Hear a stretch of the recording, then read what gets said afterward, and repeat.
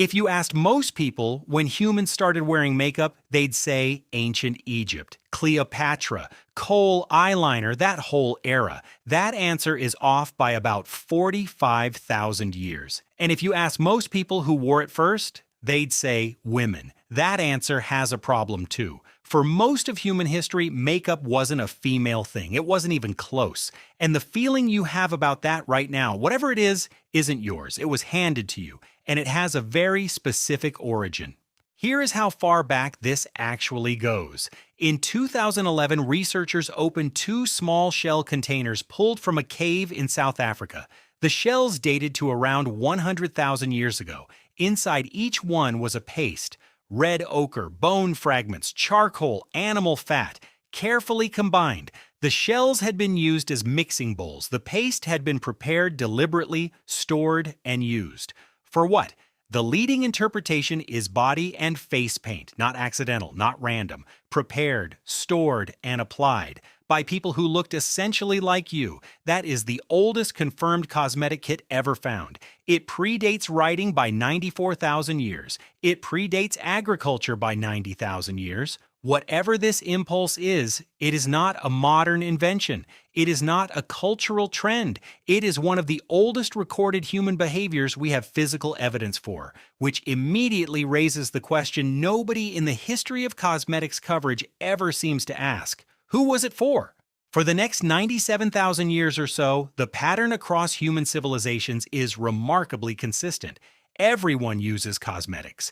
The categories we now use to sort cosmetic behavior, gender, occasion, class, exist in ancient cultures, but they divide differently than you expect. Start with Egypt, since that's where most people's mental timeline begins. Kohl, the dark pigment applied around the eyes that most people associate with Egyptian women, was used by men and women equally across every level of Egyptian society.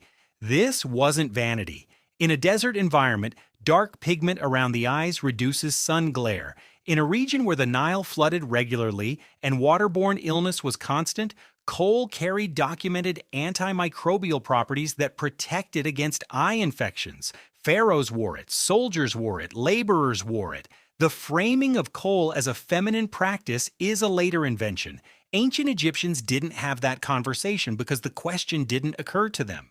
Move to Rome, and the picture gets more complicated, but the basic logic holds. Roman men moisturized. They dyed their hair and their beards. They used preparations to even their skin tone. Roman satirists absolutely mocked excessive cosmetic use in men, but they mocked it equally in women. The issue was always excess, not gender. A Roman man who spent 3 hours on his appearance was considered vain. So was a Roman woman who did the same. The category of cosmetics as inherently feminine simply did not exist in a form any Roman would have recognized. Move forward to Elizabethan England. Men at the court of Elizabeth I wore white lead face powder and rouge alongside the women. Pale skin signaled that you didn't work outdoors. It was a deliberate display of wealth and status. To appear at court without makeup was to signal that you didn't belong there. It wasn't a fashion choice. It was political performance, and then something changed. The shift happens fast, historically speaking. In the early 19th century, a cluster of changes arrives within a few decades of each other in England and spreads outward. None of them are a single event. Together, they rewire an entire culture's understanding of who cosmetics are for. The first is a man named George Brummel. Brummel was the most influential male-style figure in early 19th century England. He had the ear of the Prince Regent. He had the attention of the class that set cultural standards for the English-speaking world, and his entire aesthetic philosophy was built around one idea: rejection of ornamentation, no powder, no rouge, no perfume beyond the faintest trace. True masculine elegance, he argued, was about cut, fit, and cleanliness, not decoration. A well-dressed man demonstrated his status through the quality of his tailoring, not the paint on his face.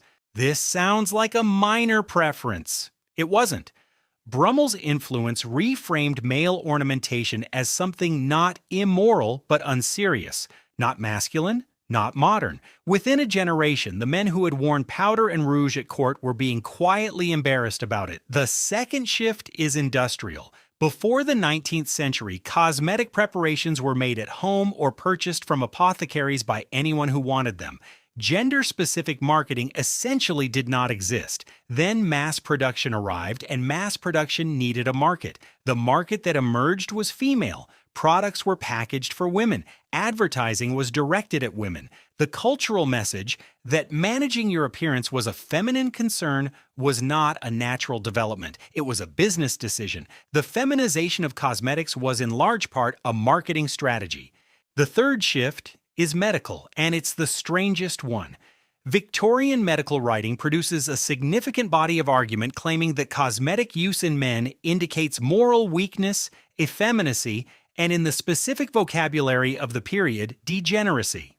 These arguments moved through popular newspapers, medical journals, and Protestant sermons that had already spent 2 centuries linking bodily ornamentation with vanity and sin.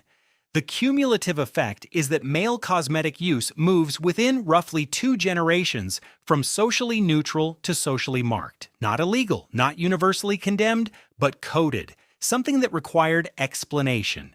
By 1900, the transformation is complete. Makeup belongs to women. A man who wears it is making a statement whether he intends to or not. 3 forces did this: a dandy's aesthetic philosophy, an industrial marketing strategy, and a Victorian medical vocabulary that most people today would find uncomfortable to defend out loud.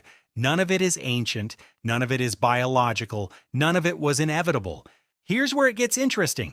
The correction has been happening in slow motion for about 100 years. Stage makeup normalized for male performers for most of the 20th century, glam rock in the 1970s, the K-beauty industry in South Korea, where male cosmetic use is mainstream and the market is enormous, the gradual expansion of men's grooming and skincare across Western markets. Each of these gets described as a new trend whenever it surfaces in the news cycle. None of them are. They are the historical baseline reasserting itself against a 200-year interruption, and the resistance to that correction is just as legible once you see the mechanism. The same logic that was assembled in the 19th century, that male cosmetic use is unmasculine, unserious, a form of weakness, still circulates. It just no longer has Victorian medical journals or the court of the Prince Regent behind it. It's running on inertia, on a feeling that was handed to people and mistaken for something natural. Here is what that means for you specifically. 100,000 years ago, someone in a South African cave ground red ochre into fat, stored it carefully in a shell, and applied it to their face. We don't know if that person was a man or a woman. The researchers who found the kit don't know either. The records don't say. There are no records. There is just a shell and a pigment and evidence of intention. And here is the most revealing part of this entire story. The reason that question, was it a man or a woman, feels like it should matter to you. The reason your brain reached for it just now, that instinct was not always there. For almost the entire span of human history, that question would not have occurred to anyone. The person in the cave wasn't thinking about it. The Egyptian soldier lining his eyes before battle wasn't thinking about it. The Roman man at the apothecary wasn't thinking about it. The Elizabethan courtier wasn't thinking about it. The question only feels natural because someone, sometime in the last 200 years, decided the answer mattered, and that decision got passed down until it started to feel like it had always been true.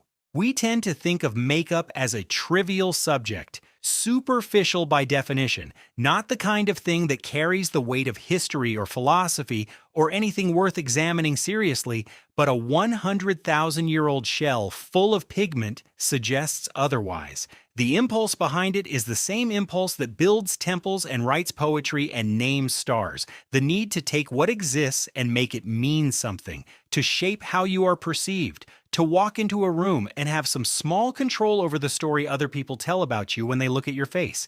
That impulse doesn't belong to one gender. It never did. It predates gender categories by tens of thousands of years. What belongs to one gender is the 200-year-old argument that it shouldn't. And arguments, unlike instincts, can be traced back to their source.